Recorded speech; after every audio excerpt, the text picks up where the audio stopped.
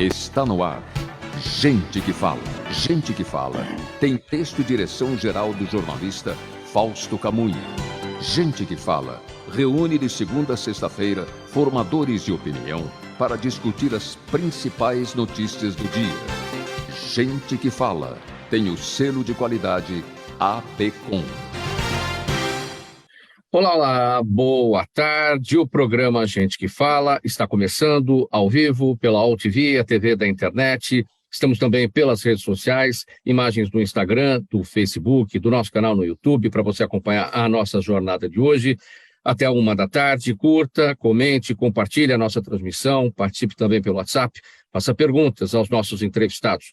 973350038 é o número, mais uma vez, 973350038. Eu sou Mauro Friesman, 12:01.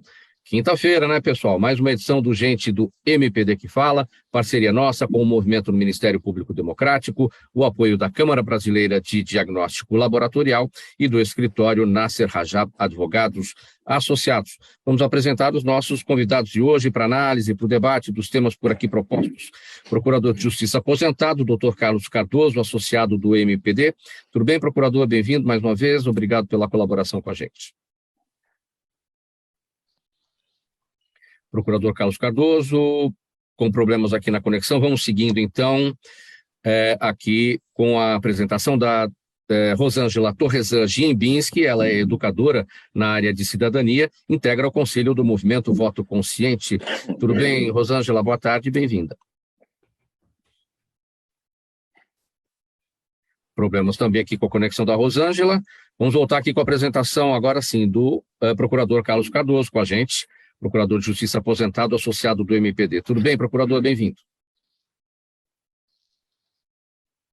Tudo bem, boa tarde. É um prazer participar mais uma vez do seu programa e deixo aqui um abraço aos demais participantes desse programa.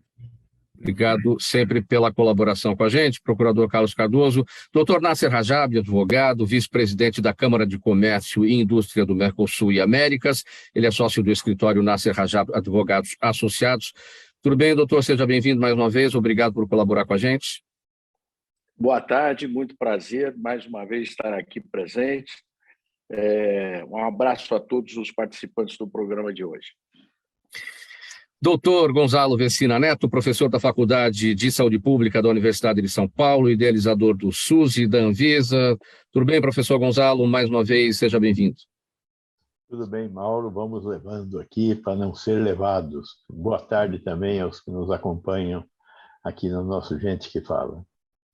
Obrigado pela presença, professor Gonzalo. E agora sim, a Rosângela Torresan Gimbinski, educadora na área de cidadania. Ela integra o Conselho do Movimento Voto Consciente.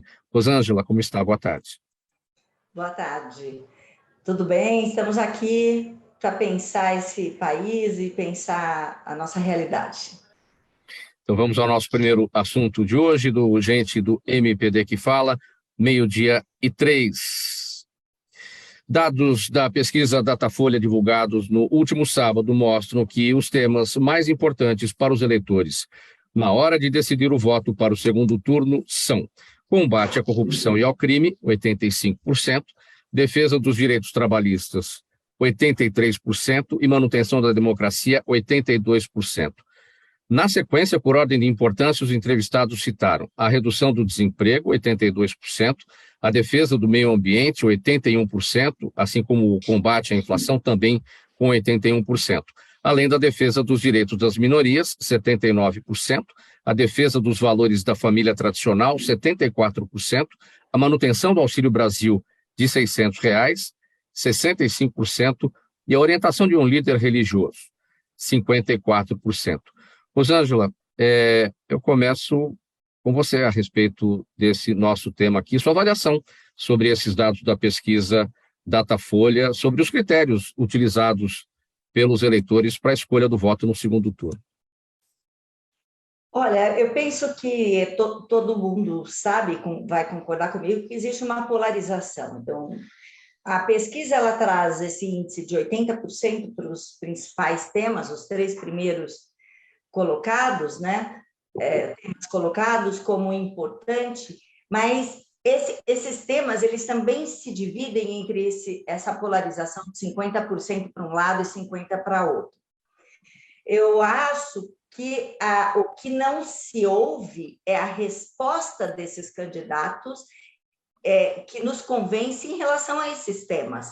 Respostas essas objetivas do que é possível se fazer, com que dinheiro, né? Porque também não dá para dizer assim, vou resolver todos os problemas, e sem dizer com que orçamento.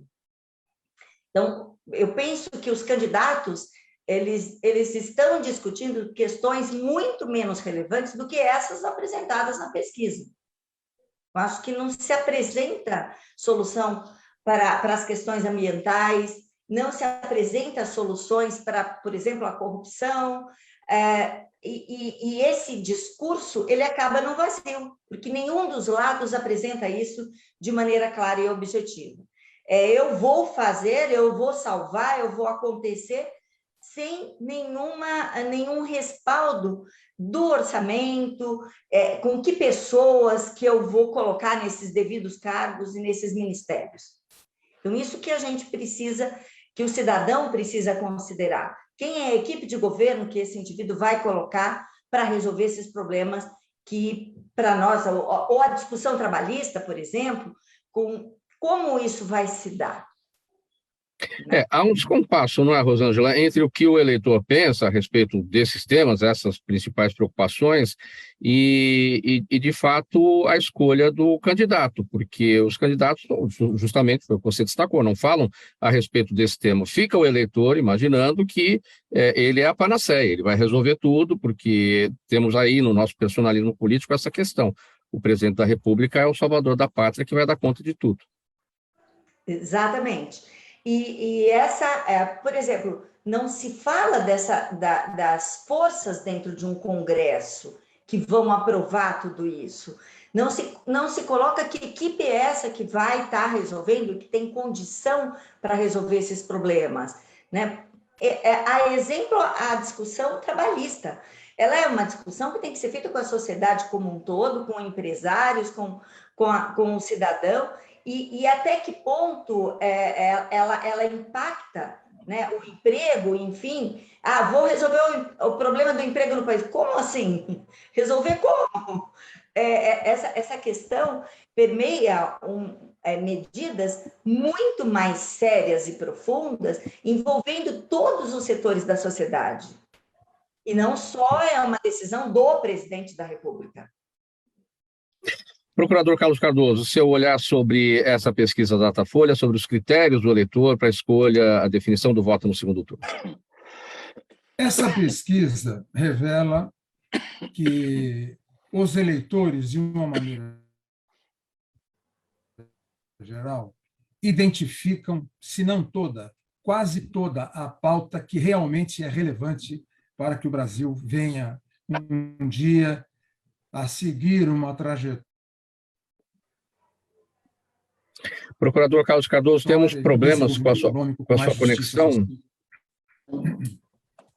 Procurador, temos problemas com a sua conexão. Vamos fazer um combinado aqui para melhorar o resultado. O senhor pode sair da conexão e voltar, na sequência a gente retoma a nossa conversa, enquanto isso a gente vai passando aqui para os demais. Doutor Nasser Rajab, a sua imagem está deitada, o senhor pode colocar o seu smartphone na posição horizontal, por gentileza? Para a gente seguir aqui. E aí, enquanto isso, vamos então... a imagem está na vertical, mas vamos seguindo aqui. O importante é que o aparelho esteja na horizontal e a sua imagem no formato assim, exatamente. Perfeito. Muito bom. Que bom. Bom, enfim, as suas avaliações, doutor Nasser, sobre esses dados da pesquisa Datafolha. Mauro, eu reconheço que, de fato, como dizia o procurador, isso demonstra que há um reconhecimento da população dos temas mais importantes que afligem, né? Afligem a população no momento desse aí de decisão para um novo presidente. E o que me chama a atenção são dois aspectos, principalmente, porque a questão do combate à criminalidade, ao desemprego Enfim, essas são questões tradicionais que estão sempre na ordem do dia. Mas duas coisas me chamam a atenção. O item da defesa da democracia, que 82% demonstraram preocupação com esse tema, e a defesa do meio ambiente. São questões também que são, digamos assim, mais inovadoras, né? Mostram uma preocupação fundamental, que é um grande valor da nossa república, a democracia. Acho isso fundamental, estar equiparada com as questões mais emergentes, né, de emprego, economia, criminalidade.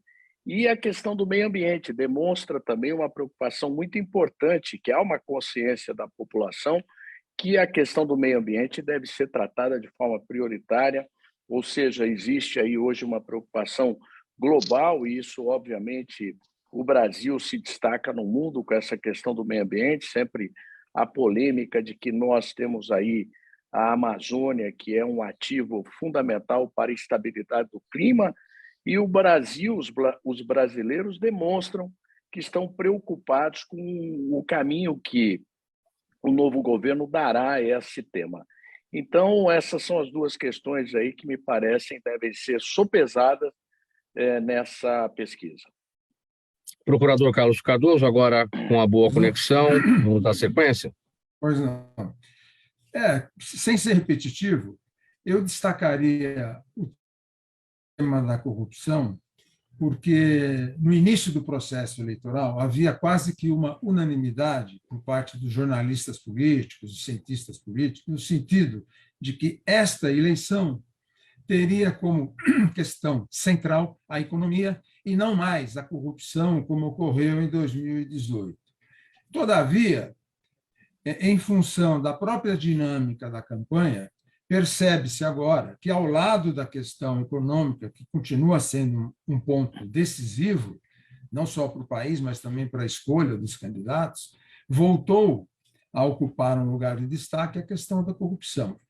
Por quê? Na minha opinião, porque há uma percepção da sociedade de que a questão da corrupção no Brasil é generalizada, alcança todas as esferas de governo em maior ou menor grau, e ainda não foi satisfatoriamente equacionada, até porque, nos últimos meses, e nos últimos anos, eu diria, houve até um retrocesso no que diz respeito à legislação que é utilizada para combater a criminalidade. Cito apenas como exemplo a lei de improbidade administrativa, que foi totalmente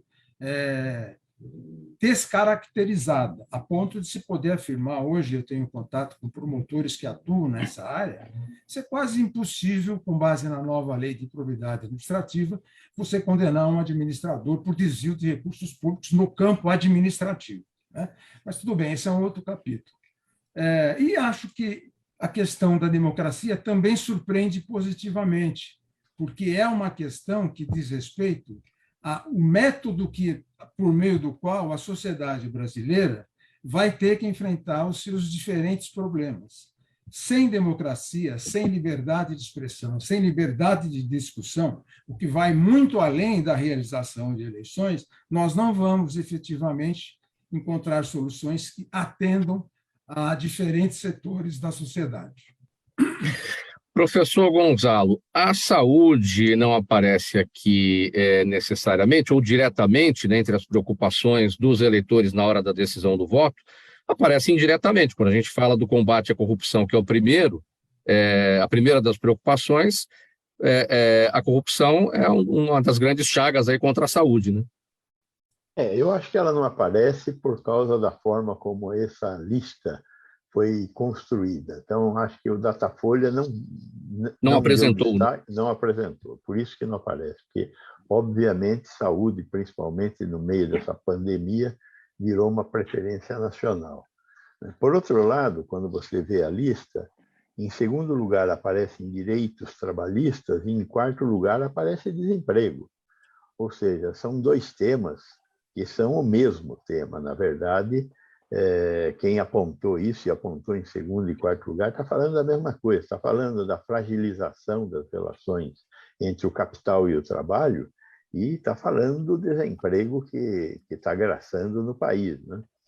E os políticos continuam falando que para que o Brasil volte a funcionar, o mais importante que nós temos que fazer é diminuir as garantias que hoje a legislação trabalhista oferece aos trabalhadores. Temos que fragilizar essas relações para que o capital fique à vontade para tratar o trabalho como bem ele entender. Acho que isto é muito, muito ruim, né? E nós estamos vendo o que a fragilização das relações de trabalho tem trazido. Não tem trazido mais emprego, mas sim tem trazido mais desgraça para os trabalhadores. Acho que é muito importante a recomposição da democracia. Somente com a democracia nós vamos conseguir escutar a voz da população. E aí a voz da população vai colocar as suas preferências, a sua importância. E, com certeza, pessoas normais, sabias, querem uma sociedade mais igualitária. Uma sociedade melhor é uma sociedade mais igualitária. Tenho certeza que a grande maioria do povo brasileiro não está atrás de diferenças, de encontrar pessoas que não sejam escutadas, que não sejam protegidas pelo Estado. A função do Estado é essa, é garantir direitos iguais para todos. Então, a democracia é o caminho para conseguir realizar esse tipo de atividade. Então, acho que temos aí um caminho difícil pela frente, Mauro, mas não vamos desistir. Eu não vou desistir. Não desistiremos. 12h17, pessoal, vamos para o próximo tema aqui do Gente do MPD que Fala. Hoje é quinta-feira, parceria nossa com o Movimento do Ministério Público Democrático, o apoio da Câmara Brasileira de Diagnóstico Laboratorial e também com o escritório Nasser Rajab Advogados Associados.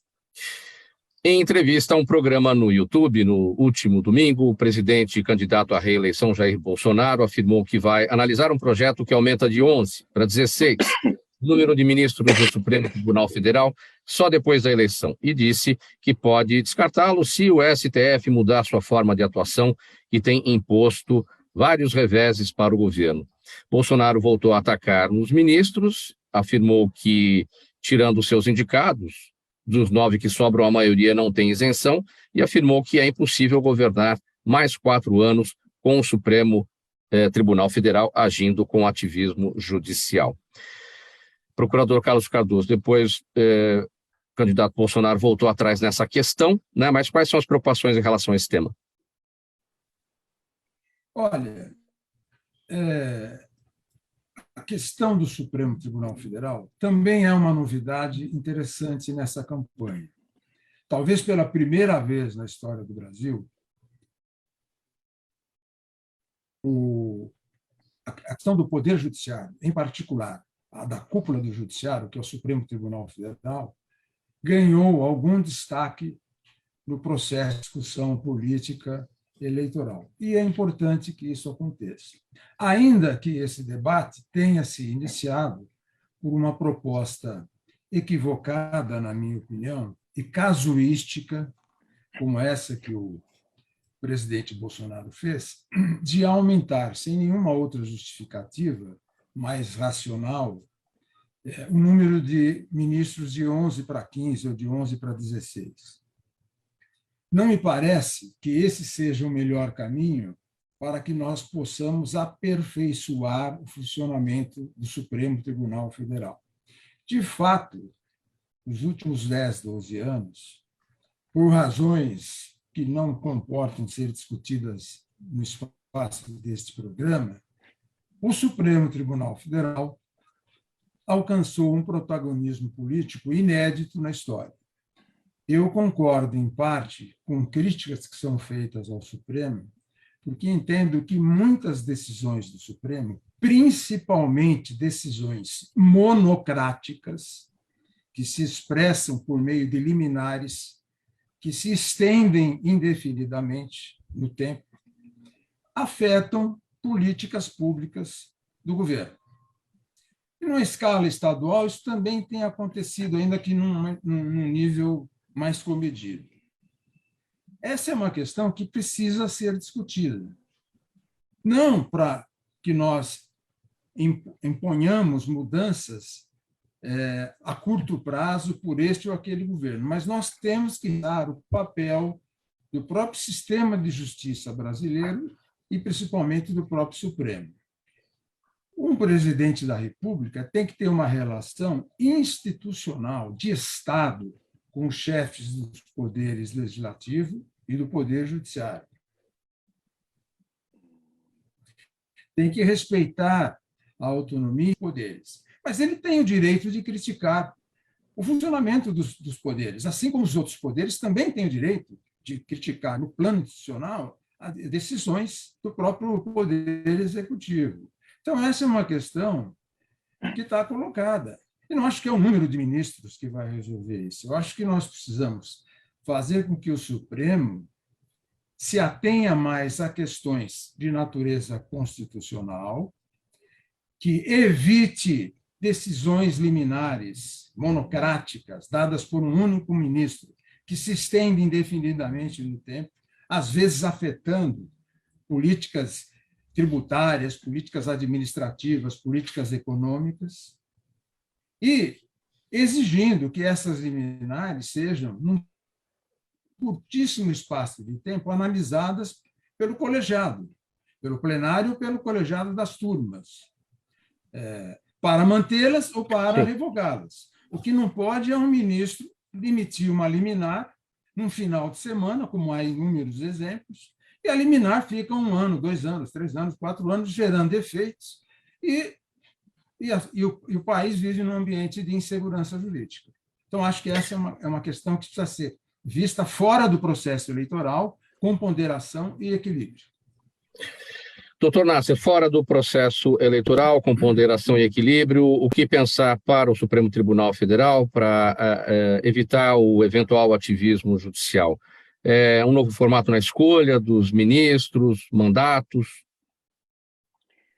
Mauro, olha, sinceramente, eu acho que esse enfrentamento, né, do Poder Executivo e o Poder Judiciário, aí, no caso, o Supremo, me parece mais uma retórica política do que, de fato, um ativismo judicial. Eu, sinceramente, não vejo, não enxergo desta forma. Eu acho que o Supremo ele é instado a todo instante a se manifestar, porque as grandes questões são levadas pelos partidos políticos, da sua maioria, ao Supremo, justamente buscando um respaldo constitucional a ações ou medidas que o governo toma fora, digamos, das famosas 4 linhas. Então, o Supremo acaba, na verdade, sendo provocado por uma instabilidade jurídica e política que se abateu sobre o governo. Eu acho que, é claro que nesse campo, o Supremo acabou sendo, digamos assim, num governo talvez um tanto quanto tentado a seguir o seu próprio papel, digamos, a sua própria visão constitucional. O Supremo acabou sendo provocado por forças políticas de forma geral e as entidades, organizações institucionais, sociais, a tentar buscar aí o marco de constitucionalidade. Eu acho que aumentar o número de ministros nesse momento, sem dúvida, seria um casuísmo, e acho que trabalha para mais instabilidade. Eu acho que nós deveríamos buscar aí haver essa harmonia, independência, né? Prestigiar a independência e a harmonia que deve pautar os poderes aí da República. Então, na sua avaliação, doutor Nasser, não há o que se falar em ativismo judicial, porque o Supremo Tribunal Federal não age de ofício, ele age provocado por quem de direito achar que deve entrar com as ações para as análises lá na Corte. Perfeitamente. É exatamente isso, Mauro. Muito bem. Professor Vecina. Sim, pode falar, Rosângela. Esse protagonismo na imprensa, principalmente do Supremo Tribunal Federal, é nítido que isso aumentou, né, essa grande exposição, e provocado realmente pela sociedade civil, por partidos políticos, enfim. Mas eu penso que nossas instituições são fortes e elas precisam ser guardadas, cada uma em sua função. O Supremo Tribunal Federal deve defender, sim, né, a Constituição, as nossas instituições, ele tem o seu papel e cada um no seu lugar. Eu acho que não tem é que misturar política, e isso acho que não é tema para uma discussão em véspera de eleição. Isso é uma questão bastante séria e importante, que a sociedade civil, o Congresso, todos podemos participar dessa discussão. Não é que não seja permitido, mas não se pode misturar as coisas. Professor Gonzalo, seu entendimento sobre esse tema? Primeiro, eu tenho que revelar o fato de que eu sou médico, não sou um operador no campo do direito. Sim, né? sim. Então, como cidadão, seu entendimento. Com a devida vênia, né? Mas, veja bem, existe um ativismo do judiciário? Existe um ativismo do judiciário. Agora, neste momento, nós temos uma Procuradoria-Geral da República que não funciona. É grave essa questão da PGR não funcionar? Nós tivemos, num passado recente, quando o Dr. Bringueiro era o engavetador-geral da República, uma situação semelhante. Agora, naquele momento que nós tivemos isso, o Supremo não tomou essas decisões. Provavelmente porque ele não foi provocado, como ele está sendo provocado hoje. Então, o que eu acho que a gente não pode olhar assim, a gente tem que olhar assim, né? Tem que olhar aberto, para conseguir entender fruto do que é esse ativismo. Eu acho que esse ativismo é fruto do não funcionamento da Procuradoria-Geral da República, que teria que estar apurando muitas coisas e não está, pelo contrário, está engavetando tudo. E, por outro lado, uma provocação direta sobre o funcionamento do STF. Houveram agressões diretas ao Supremo Tribunal Federal. Houve até ataques físicos contra o Supremo Tribunal Federal, não neste 7 de setembro, mas no outro.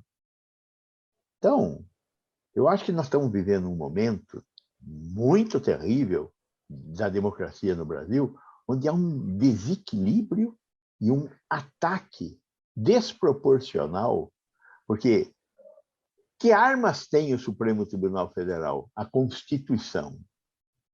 Que armas tem o Executivo? As Forças Armadas? Ou as Forças Armadas têm um papel constitucional que não lhes cabe fazer coisas que ela está, neste momento, fazendo? Cabe às Forças Armadas e verificar a lisura das eleições? Cabe? Eu acho que a sociedade brasileira tem que entender um pouco melhor e mais amplamente o que nós estamos vivendo e por que nós estamos vivendo. Então, esse ativismo judicial partiria, pelo seu entendimento, por um desequilíbrio em razão de um não funcionamento da Procuradoria-Geral da República. E aí acho que são duas coisas. É o não funcionamento da PGR, mas no tempo do Fernando Henrique ela também não funcionava. Sim. Só que o Fernando Henrique não fez o que o atual presidente está fazendo. Atual presidente e forças ligadas a ele dentro do Congresso e fora do Congresso, que estão atacando o Supremo Tribunal Federal, dizendo que ele está desequilibrado, está fazendo o jogo fora das 4 linhas. Ele não está fazendo o jogo fora das 4 linhas. Quem está fazendo o jogo fora das 4 linhas é o Executivo. Meio-dia e 29, programa Gente que Fala, edição de quinta-feira. Estamos no Gente do MPD que Fala. É a parceria nossa com o Movimento Ministério Público Democrático, o apoio da Câmara Brasileira de Diagnóstico Laboratorial e também do escritório Nasser Rajab Advogados Associados. Uma paradinha breve agora, gente, um intervalo. A gente já volta na sequência com mais temas aqui para serem tratados. Até já. Os melhores trabalhos de comunicação nunca abrem mão de um excelente instituto de pesquisas. A Orbis é um instituto de pesquisas que une precisão e confiabilidade estatística com a mais alta tecnologia em pesquisas do mercado. Na sua próxima pesquisa, se eu fosse você, chamava Orbis. Até porque o sucesso é consequência direta da informação que você tem e o que você faz com ela. Meio-dia e meia, estamos de volta ao vivo pela OTV, a TV da internet, também pelas redes sociais, Instagram, Facebook, o nosso canal no YouTube, programa Gente que Fala de quinta-feira, gente do MPD que Fala, parceria nossa com o Movimento Ministério Público Democrático, apoio da Câmara Brasileira de Diagnóstico Laboratorial e do escritório Nasser Rajab Advogados Associados. Vamos falar de saúde, minha gente. O estado de São Paulo registrou ontem a primeira morte por varíola dos macacos. O paciente tinha 26 anos de idade, era morador da capital, estava internado no Instituto de Infectologia Emílio Ribas, possuía diversas comorbidades e passava por tratamento com antivirais para uso emergencial em pacientes graves. Com isso, o Brasil totaliza agora 6 mortes pela monkeypox, todas de pacientes com comorbidades. E de acordo com o último boletim epidemiológico do Ministério da Saúde, até o dia 24 de setembro, o país somava 7.490 casos confirmados e prováveis da doença. Avaliação sobre esse quadro agora, doutor Vecina. Bom, temos 6 casos, 3 no Rio, 2 em Minas e 1 em São Paulo. Todos casos de pacientes portadores de comorbidades importantes. Eles provavelmente morreram com varíola do macaco, não morreram de varíola do macaco. Mas é preocupante. Nós estamos com um número grande de casos e estamos num governo que não funciona, né? Bom, a importação de vacinas foi muito lentamente decidida. Nós importamos, um país de 212 milhões de habitantes, importamos 50 mil doses, só recebemos 9 mil doses, e importamos uma quantidade também ridícula de medicamentos específicos. Estes medicamentos, se utilizados, poderiam ter evitado essas 6 mortes. Então, estes pacientes que tiveram o seu quadro clínico desequilibrado pela varíola dos macacos, se tivessem sido combatidos a varíola dos macacos no caso clínico, talvez nós não tivéssemos a ocorrência do óbito. Essa é a função da utilização desses medicamentos específicos. Então, esses medicamentos que foram comprados, como são em muito pequeno número, eles têm que ser distribuídos pelo governo federal assim que você faz o diagnóstico de um paciente com varíola dos macacos, esse medicamento, se o paciente é portador de uma comorbidade, deve ser utilizado para evitar que o quadro descambe para uma situação mais grave e ocorra a morte. Mas eu não sinto que o governo federal, o Ministério da Saúde, esteja se propondo a fazer isso, né? A criar um protocolo, e esse protocolo ser obedecido nos hospitais do Brasil. É óbvio que esse protocolo também deve ficar concentrado em centros que tenham capacidade de tratar doentes graves. Então, não é qualquer hospital. Então, o paciente que tenha monkeypox e tenha uma comorbidade deve ser encaminhado para um hospital de referência dentro do estado. Alguns estados talvez nem tenham condição de ter um hospital de referência com essas condições. E aí, neste hospital, além do tratamento da doença de base, ele vai receber o suporte terapêutico para enfrentar a monkeypox. Paralelamente a isso, temos que decidir como é que vão ser usadas as vacinas. Nós temos que pensar de novo, quando pensamos em vacina, em dois grupos: risco e vulnerabilidade, coisa que nós erramos com a Covid. Com a Covid, nós resolvemos proteger os velhos, que têm o maior risco, e deixamos de proteger aqueles que mais se expõem, que são os mais vulneráveis, os trabalhadores do transporte coletivo, as pessoas que vivem da economia informal e, portanto, têm que sair de casa todos os dias para arrumar comida e encontram o vírus. De novo, o que nós vamos fazer?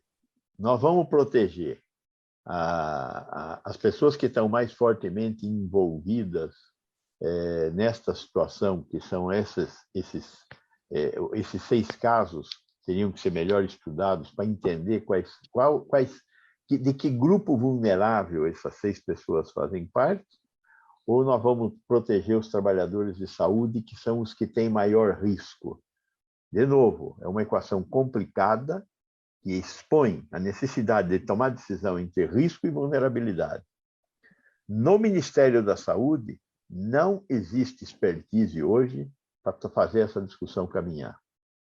O Ministério da Saúde teria que chamar os infectologistas, os epidemiologistas, para discutirem isso e proporem para a sociedade o melhor uso de um medicamento, como é o caso da vacina, que é escasso no mundo todo. Só tem um fabricante com capacidade de produzir muito poucas doses até agora. Então, de novo, temos um problema de gestão. E daí, essa sua preocupação com a falta de protocolo, né, como o senhor destacou, esse paciente, ou esses 6 pacientes não morreram mas morreram com a varíola dos macacos, porque eram pessoas com comorbidades. E não falta gente com comorbidade no Brasil. Não falta gente com comorbidade em lugar nenhum do mundo. Basta envelhecer um pouquinho e você arruma todas as suas comorbidades, né? O processo de envelhecimento é infalível. A gente tem diabetes, hipertensão, um câncerzinho aqui, um câncerzinho ali. Não tem jeito, é natural isso, não é uma coisa anormal. Por isso que é importante a gente sempre pensar nessa questão do risco versus vulnerabilidade e ter um projeto de assistência à saúde que mereça esse nome para o país. Eu já tinha feito essa pergunta numa outra ocasião, vou fazer de novo, porque o tempo passa e às vezes o entendimento muda. As pessoas que já receberam a tradicional vacina da varíola de décadas atrás, elas estão protegidas contra a varíola dos macacos, é a mesma família, mas o vírus é outro, é modificado. Nós não temos certeza. Provavelmente a vacina que eu tomei, e provavelmente o Carlos Cardoso tomou, não sei se vocês, o Nasser e você tomaram. Eu tomei. Eu tomei então, também. Todos nós somos suficientemente idosos para ter tomado a vacina da varíola. Se supõe que sim, mas não existe a certeza de que aquela imunidade continue ativa agora. Nós não temos certeza, nós não estudamos, nós não nos preocupamos com a imunidade da varíola. Para nós, varíola era uma página virada. E aí agora voltou. Então, está todo mundo estudando isso, fazendo pesquisa. Nos próximos dias, espero que a gente tenha uma resposta. No momento, não sabemos. Doutor Vecina, a varíola era a página virada, a pólio era uma página virada. É verdade. Vamos em frente aqui, pessoal. Vamos para o próximo. Descobrir esses viradores de página e colocá-los para fora, né? Faltando 22 minutos aqui para 13h, vamos seguir com o próximo tema. O presidente da Câmara, Arthur Lira, do PP, Progressistas de Alagoas, tenta acelerar a votação de um projeto que busca censurar e criminalizar as pesquisas eleitorais. Lira recebeu o projeto de aliados do governo e apensou a proposta a um texto que já havia sido anexado a um terceiro projeto que está pronto para votação em plenário. Desta forma, a proposta não precisa passar por comissões ou ter a urgência aprovada pelos deputados. Segundo opositores, o projeto tem como contexto uma ofensiva para desacreditar os institutos com argumentos que ignoram características de pesquisas eleitorais. Bom, isso já aconteceu numa outra situação em 2006, não é? Procurador Carlos Cardoso, o o Supremo Tribunal Federal derrubou a parte de um projeto aprovado na Câmara, né, que vetava a publicação de pesquisas eleitorais. Ou seja, não é novidade essa busca aí, essa caça às bruxas. É lamentável que isso se repita mais uma vez. A liberdade que institutos de pesquisas têm para auscultar, quantificar a opinião pública a respeito deste ou daquele tema é uma liberdade garantida pela Constituição Federal. Qualquer proposta que tenha por objetivo reduzir essa liberdade ou criminalizá-la vai contra o texto expresso da Constituição Federal Brasileira. A população, por outro lado, tem o direito de receber informações e ela deve escolher os veículos e os institutos de pesquisa onde ela possa, eventualmente, colher informações. Quem vai ganhar ou perder com pesquisas equivocadas ou erradas são os próprios institutos de pesquisa.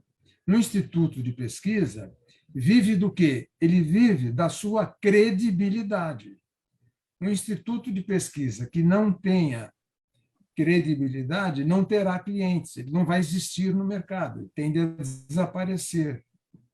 Eu estou me referindo, evidentemente, a institutos de pesquisas constituídos por pessoas, por profissionais idôneos, qualificados tecnicamente e tudo mais. De outro lado, a literatura mundial, qualquer país onde exista democracia, mostra isso.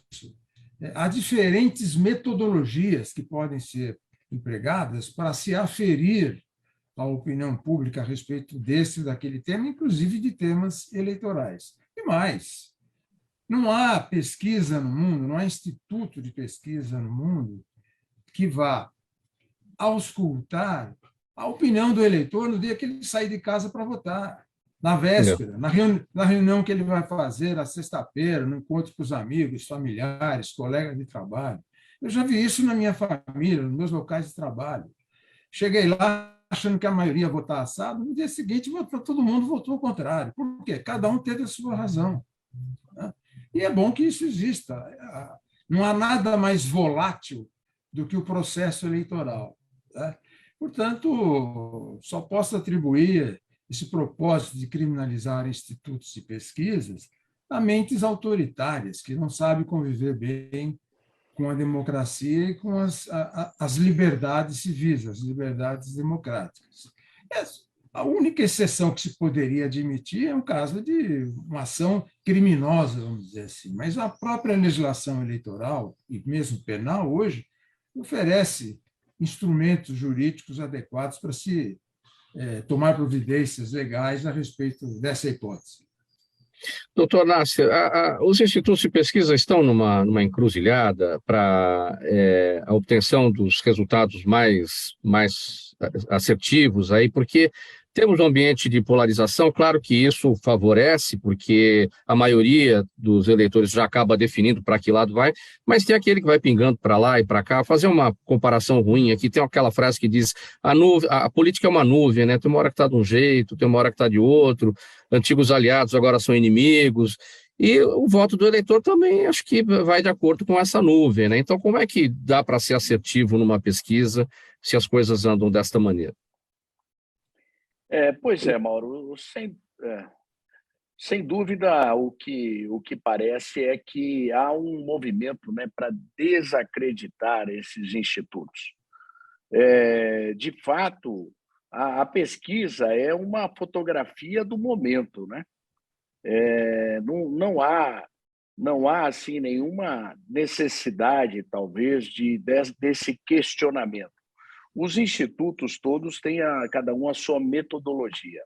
E as pesquisas devem ser registradas sempre no TSE, quer dizer, são pesquisas que a metodologia, a forma que elas são realizadas são devidamente publicizadas. Quer dizer, então, eu penso que desta forma, né, nós temos uma segurança jurídica institucional de que as pesquisas são feitas dentro de um padrão que deve ser respeitado e creditado, né? Então, me parece que isso, sem dúvida, não satisfaz aí, talvez, o grupo político, e aí se vem com mais um casuísmo para discutir uma questão dessa nesse momento. Acho que é um instrumento importante para o aperfeiçoamento do processo democrático, né? E as pesquisas devem ser, sim, creditadas, valorizadas, e sempre tendo em conta, né? E isso é público, alguns fazem de conta que não entendem isso, mas pesquisa, desde sempre, é a fotografia do momento. E aquele momento, obviamente, ele é dinâmico. E há uma parcela da população, como você bem colocou, que deixa para decidir na última hora. E, obviamente, ninguém sabe em qual a direção que ele vai se inclinar naquele momento. Então, eu acho que não passa de casuísmo também essa discussão desnecessária nesse momento. A gente tem um ponto a mais aí também, que acaba indo contra o trabalho dos institutos, que é o nosso atraso do censo demográfico também, né? E todo trabalho de coleta dentro da metodologia dos institutos é apoiado, né, nos números do censo. E se eles estão defasados, a chance de dar alguma coisa errada é muito grande, não é, doutor Nasser? E você veja, né, mais uma vez, a questão tão importante num país como o nosso, né, continental, o censo demográfico que acabou sendo deixado, né, à mercê aí de dificuldade de orçamento e não foi dada a importância, foi desconstruída, né, uma tradição que o Brasil tinha de levantamento e de censo tão bem feita aí. Isso, sem dúvida, impacta, né, no levantamento das pesquisas.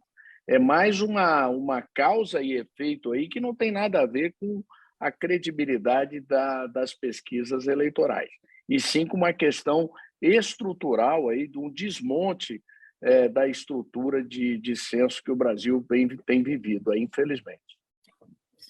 Rosângela Gimbinski, agora acho que já está tudo bem com a sua conexão, vamos tratar dessa questão aqui. Pesquisas eleitorais, seu entendimento, presidente da Câmara, Arthur Lira, querendo censurar, criminalizar.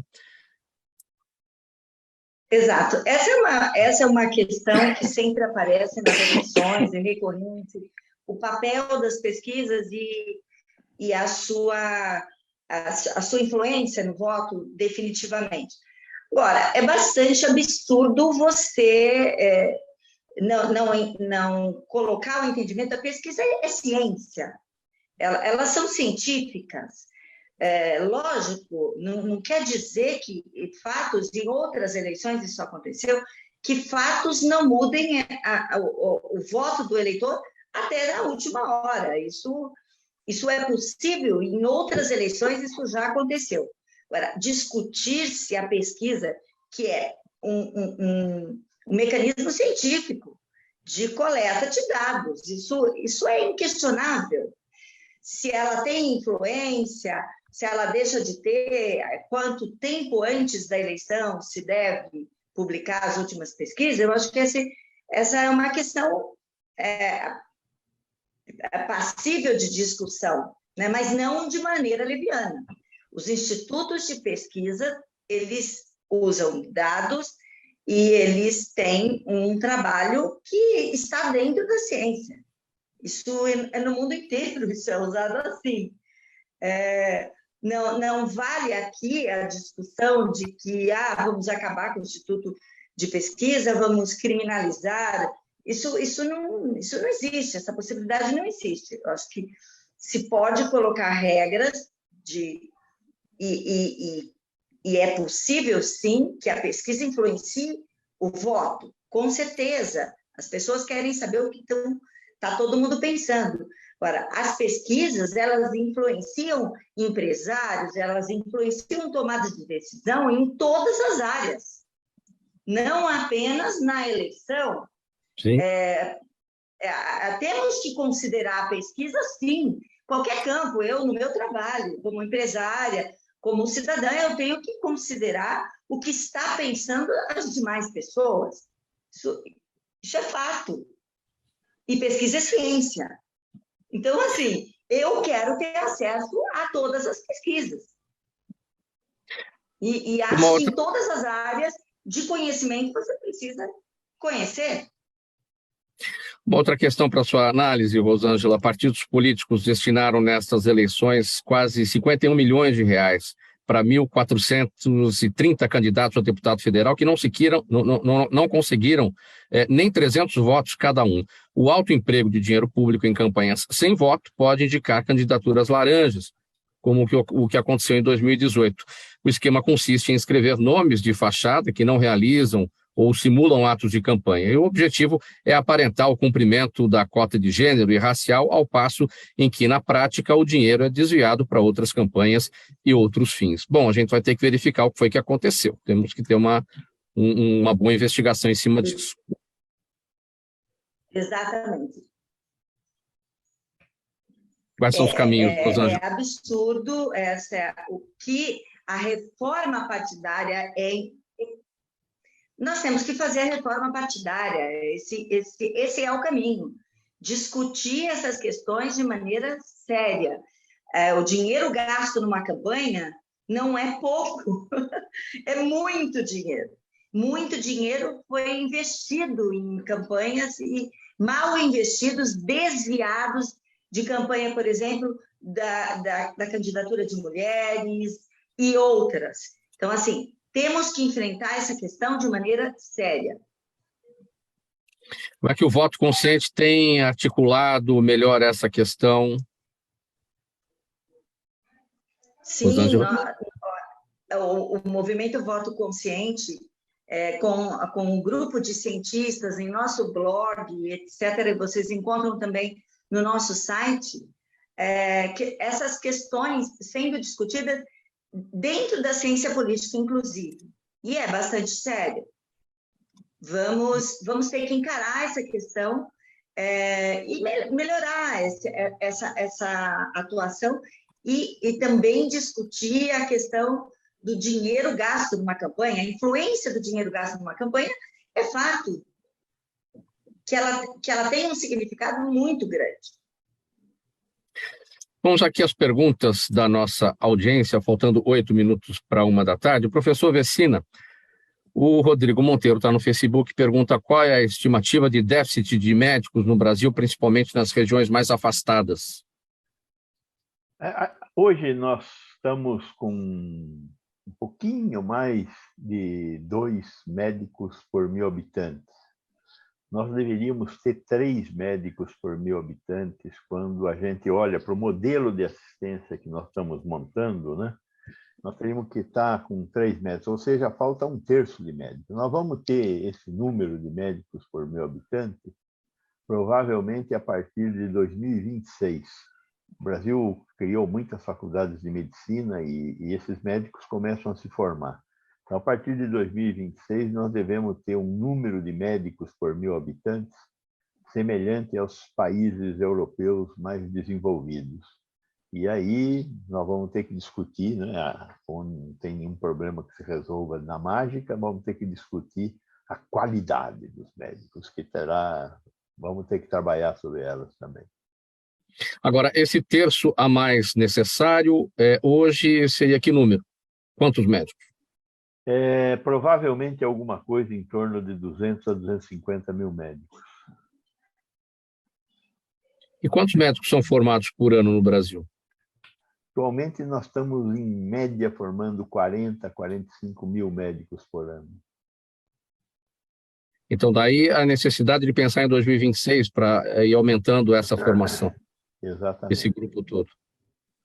Muito bem. Doutor Nasser, o seu Jaime do Jardim Bonfilholi, obrigado, seu Jaime, aqui sempre pela participação. Ele pergunta, por que várias indústrias e empresas brasileiras estão saindo do Brasil e se instalando em países do Mercosul? Doutor Nasser? Está sem som. Sem som. Seu microfone fechado, doutor Nasser. Pronto. Agora vai. Pronto.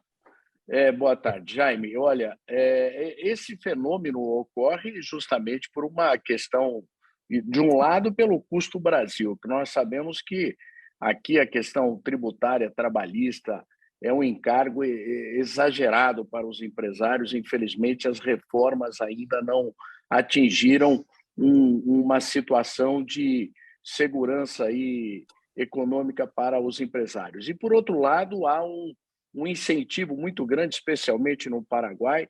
Eles têm ali aquele programa chamado Maquila, que oferece descontos, oferece incentivos enormes para os empresários se instalarem lá pela região.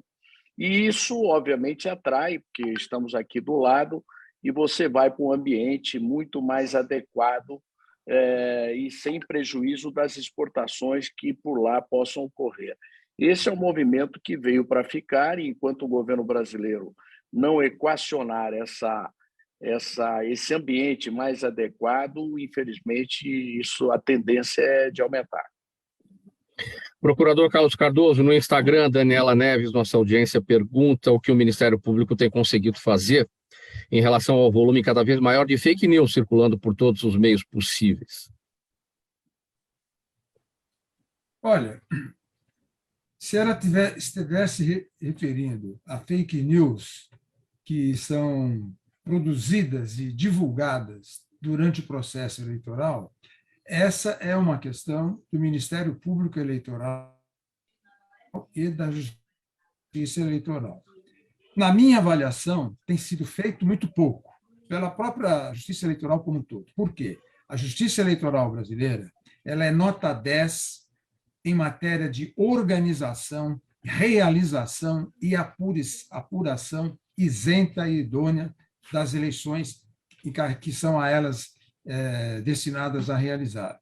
Mas quanto à apuração das infrações eleitorais, dos crimes eleitorais, ela ainda é muito lenta e ela depende, basicamente, do restante da justiça brasileira.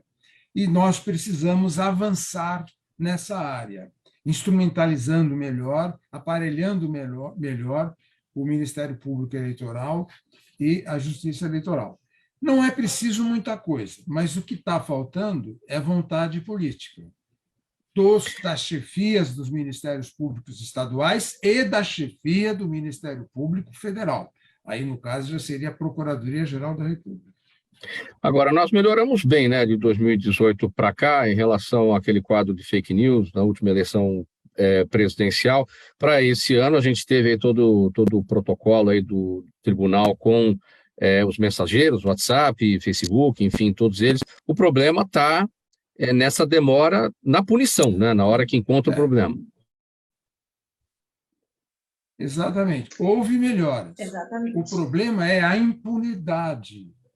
Esse é o problema. Você tem máquinas de produções de fake news, não vou esquecer nenhum deles, de todos os lados. E eles sabem que a punição é muito difícil de acontecer, e se acontecer, ela anda. Então, enquanto não houver um empenho maior do sistema de justiça, fez campanha fraudulenta, caçar, ainda que seja da República, nós não vamos mudar esse quadro. Esse é o ponto.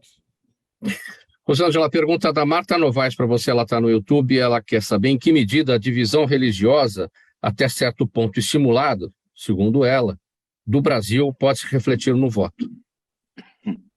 Olha, infelizmente pode se refletir no voto, mas pense que o voto é algo muito mais sério a se aceitar um voto como um voto de cabresto, onde vota nesse porque ele é legal, porque ele é bacana. Eu acho que o voto não é isso. O voto tem que ser baseado em informação, no programa de governo, na sua análise, e você não deve votar porque alguém disse para você votar naquela pessoa. Acho que é uma questão de foro íntimo, né? Mas me preocupa bastante a influência da religião, a religião entrando na política dessa maneira, com tanta simplicidade e, mais do que tudo, tanta falta de compromisso. Acho que a questão é bastante séria e precisa ser combatida. Não é possível essa mistura de instituições. Aqui, de novo, eu acho que é cidadania, é a aula de ciência política que tem que ser dada, passar informação para o cidadão, e ele tem que fazer uma opção pensando no programa de governo, no país, enfim, em soluções de problemas. 13 horas. Muito obrigado pela presença de todos vocês nessa sessão do programa Gente que Fala. Vamos pôr um ponto final por aqui. O Gente que Fala de quinta-feira é o Gente do MPD que Fala, parceria nossa com o Movimento do Ministério Público Democrático, o apoio da Câmara Brasileira de Diagnóstico Laboratorial e também do escritório Nasser Rajab Advogados Associados. Estiveram com a gente hoje Dr. Carlos Cardoso, procurador de Justiça aposentado, associado do MPD, a Rosângela Torresan Giembinski, ela é educadora na área de cidadania, integra o Conselho do Movimento Voto Consciente, Dr. Nasser Rajab, advogado, vice-presidente da Câmara de Comércio e Indústria do Mercosul e Américas e sócio do escritório Nasser Rajab Advogados Associados, nosso apoiador aqui deste dia, o professor da Faculdade de Saúde Pública da USP, Dr. Gonzalo Vecina Neto, idealizador do SUS e também da Anvisa. O programa Gente que Fala é realização da ABECOM, na técnica da AltV, o Sérgio Oliveira. Valeu, Sérgio, aí pelos trabalhos de hoje. Apresentação minha, Mauro Friesman, pauta e redação do Pedro Schiavon, Zenilda Salvato, nossa diretora de produção, jornalista Fausto Camunha, nosso diretor-geral. Na AltV, a direção-geral é do Alberto Luchetti, e você do outro lado, sempre espectador, internauta, a razão da nossa presença aqui todos os dias. Obrigado pela audiência, a gente volta a se falar amanhã ao vivo aqui pela AltV, a partir do meio-dia, com mais uma edição do Gente que Fala. Um abraço a todos, tchau, tchau.